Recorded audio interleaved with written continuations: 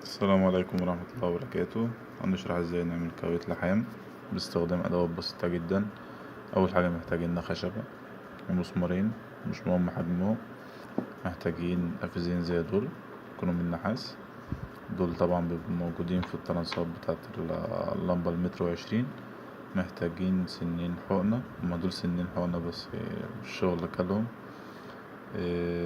محتاجين ادابتور 12 فولت، مش شرط ده، ممكن تستخدم ترانس يكون قديم عندك ولا حاجة.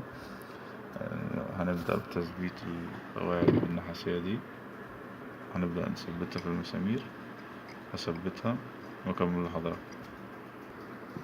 ثبتناها بالطريقة دي كده.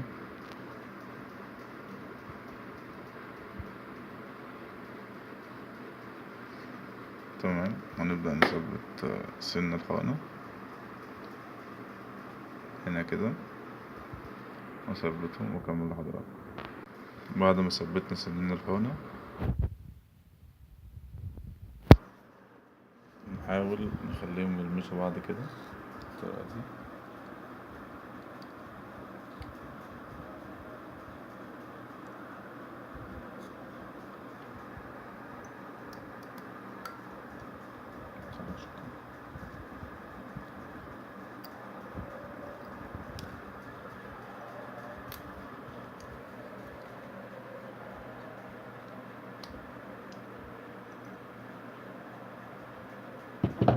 زي كده يلمسوا بعض بالطريقة دي.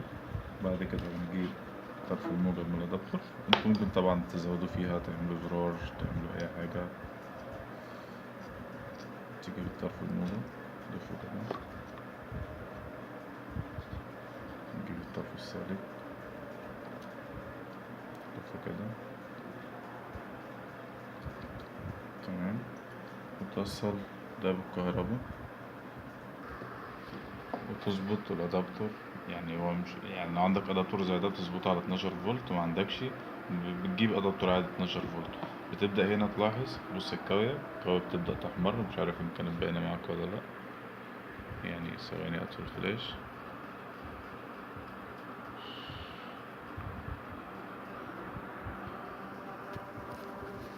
طبعا شايفين الكاوية احمرت في أقل من ثواني.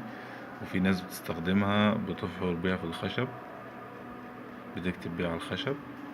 وفي ناس تانية طبعا بتستخدمها اللي هما التكنولوجيا وكده، بيستخدموها عشان يلحموا بيها القصدير. يعني بص حضرتك أول ما تلمس القصدير، مش عارف إن كانت باينة معاك ولا لأ. شايفين طبعا الدخانة، ده قصدير بيسيح.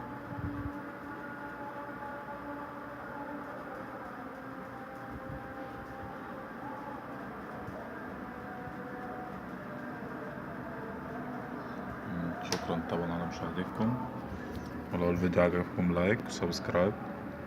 شكرا.